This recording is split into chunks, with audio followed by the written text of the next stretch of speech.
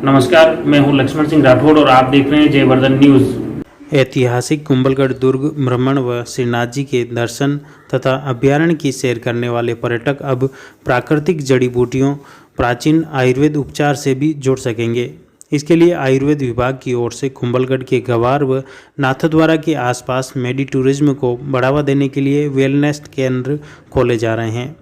इसके लिए कुंभलगढ़ में गवार में जगह का चयन कर लिया है, जबकि नाथद्वारा के आसपास 50 से 100 बीघा जमीन तलाशी जा रही है। आयुर्वेद विभाग के उप निदेशक डॉक्टर वीरेंद्र महात्मा ने बताया कि वेलनेस केंद्र में आयुर्वेद की बहिरंग व अंतरंग चिकित्सा, विशेषज्ञ चिकित्सा यथा पंचकर्म, क्षारसूत्र आदि, यूनानी व होम्योपैथिक चिकित्सा की ओपीडी, योग व प्राकृतिक चिकित्सा, हर्बल गार्डन आदि सेवाएं उपलब्ध रहेगी।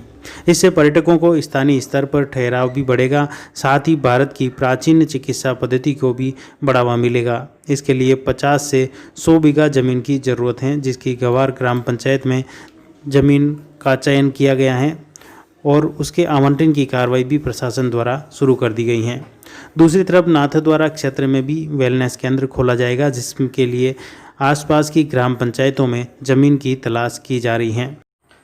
कुंभलगढ़ में वेलनेस सेंटर खोलने का राज्य सरकार का एक महत्वाकांक्षी प्रोजेक्ट है, जो कुंभलगढ़ और नाथद्वारा राजसमंद जिले में 2 जगह प्रस्ताव प्राप्त हुए हैं। उसमें कुंभलगढ़ के लिए और नाथद्वारा के लिए श्रीमान जिला कलेक्टर महोदय राजसमंद ने हमारे पत्र को एंडोर्स करके और भेज दिया है, और जिसमें कुंभलगढ़ एसडीओ साहब से हमने मिले, उनसे बात की और पटवारी मुकेश जी ने उसके गवार पंचायत के मौका पर्चा और खाते की नकल नक्शा ट्रेस की कॉपी हमें उपलब्ध कराई और शीघ्र ही उसकी एनओसी प्राप्त होकर के और उस जमीन का आवंटन का कार्य एसडीओ साहब के माध्यम से जिला कलेक्टर राजसमंद पहुंचेगा, जहां से ये राज्य सरकार को प्रेषित कर दिया जाए। डॉक्टर महात्मा ने बताया कि वर्तमान में असंक्रामक रोग व जीवनशैली जनित व्याधियों में उच्च रक्तचाप, मधुमेह आदि बीमारियां लगातार बढ़ रही हैं। इसके लिए आयुर्वेद व योग की भूमिका बहुत प्रभावी हो सकती हैं। इसी ध्येय से राज्य सरकार द्वारा जीवन शैली जनित व्याधियों की रोकथाम व एक ही छत के नीचे इनके उपचार की सुविधा के लिए पर्यटन व धार्मिक स्थलों का चयन किया जा रहा है, जहां सर्वाधिक लोगों की आवाजाही होती है। इससे लोग प्रकृति से भी जुड़ेंगे और उपचार भी हो सकेगा। इसके लिए राजस्थान में 28 वेलनेस केंद्र खोले जा रहे हैं, जिसमें पुष्कर, माउंट आबू, खाटू श्याम जी, सीकर, देशनोक, बीकानेर, गाटा, मेहंदीपुर, करौली, आमेर, उदयपुर, सालासर, चुरू, सरिस्का, अलवर, मंडफिया, चित्तौड़गढ़, रामदेवरा, जीण माता, सीकर, नाकोड़ा, लोकारगल, रणकपुर, पूछरी का लोठा, भरतपुर, नाहरगढ़, बारा, कोटा आदि जगह का चयन किया गया है। इसमें वहाँ वेलनेस सेंटर में क्या क्या सुविधाएं रहेगी, इसमें क्या औषधियाँ वहीं पर लगाई जाएगी या हॉस्पिटल? बहुत सुंदर। राजस्थान सरकार का निरोगी राजस्थान का एक बहुत बड़ा अभी मोटो चल रहा है, और उसी निरोगी राजस्थान के अंतर्गत उसी का जांच करने के लिए कि ये जो वेलनेस सेंटर खुल रहे हैं उनमें क्या उपयोगिता होगी, क्या होगा, इससे हमारी प्रिंसिपल सेक्रेटरी मैडम श्री वीणा जी प्रधान यहाँ पधारी थी।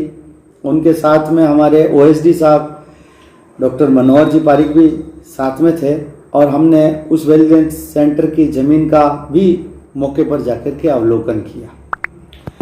उस वेलनेस सेंटर में वर्तमान में जो स्थितियां हैं हमारे समाज में, खान पान, रहन सहन, वातावरण के दूषित होने के कारण जो समग्र रूप से मधुमेह, उच्च रक्तचाप या अन्य प्रकार के जो संक्रमण रोग फैल रहे हैं, उनको रोकने के लिए इस प्रकार का राज्य सरकार जो पर्यटक स्थल और तीर्थ क्षेत्र हैं उनके ऊपर इस प्रकार के वेलनेस सेंटर स्थापित करना चाहती है, जहाँ पे आयुर्वेद की सभी प्रकार की विधाएं, साथ ही योग और प्राकृतिक रूप से उन रोगों को कैसे हम उनको ठीक कर सकें और उन रोगों को प्रयुक्त होने वाली दवाइयों का उत्पादन उसी स्थान के ऊपर हम कैसे कर सकें। इसीलिए 50 से 100 बीघा जमीन का प्रावधान रखा गया है, और इसमें आयुर्वेद, यूनानी, होम्योपैथी, पंचकर्म, क्षारसूत्र, योग और विशेष प्रकार की चिकित्सा सुविधाओं का एक संगम होगा, जहाँ पे पर्यटक, बाहर के फॉरेनर्स और इंडियन, वहाँ के गांव के और क्षेत्र के उन सभी निवासियों को निःशुल्क यह सुविधाएं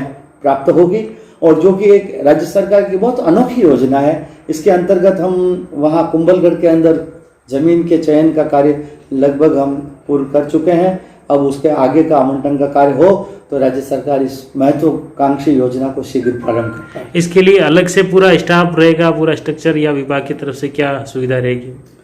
इसकी अभी हमारे मंत्री महोदय रघु जी शर्मा ने अभी वेलनेस सेंटर की जमीन आवंटित करके और उसका बजट प्रावधान करने के पश्चात ही आगे की जो गाइडलाइन आएगी, जिसमें कितना स्टाफ होगा, उसमें क्या क्या सुविधाएं हम राज्य सरकार की ओर से उपलब्ध कराएंगे, पानी की, बिजली की और इंफ्रास्ट्रक्चर की क्या व्यवस्थाएं रहेगी, वो सारा हमें निर्देश जो प्राप्त होंगे उसके अनुसार हम उसका कार्य करवा करके और तभी हम आपको बता सकेंगे कि इसमें किस प्रकार का स्टाफ वहाँ पे काम करेगा और कैसे उसका आम जन को उपयोग। इसके लिए कितना बजट एवरेज कुछ आया स्वीकृत? अभी इस वर्तमान में सिर्फ केंद्र को प्रारंभ करने के लिए जमीन आवंटन तक के कार्य की हमें जो जानकारी मिली है और जमीन आवंटन होने के पश्चात जो प्रस्ताव आएंगे और उसके अनुसार जो बजट आएगा वहाँ पे लगेगा। और जहाँ जहाँ ये पर्यटक स्थलों के ऊपर ये 50 बीघा और 100 बीघा जमीन में बनने वाले हैं,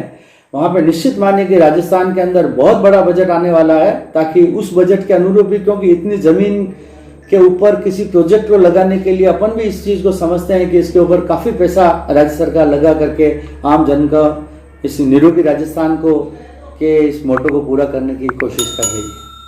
थैंक यू सर। धन्यवाद।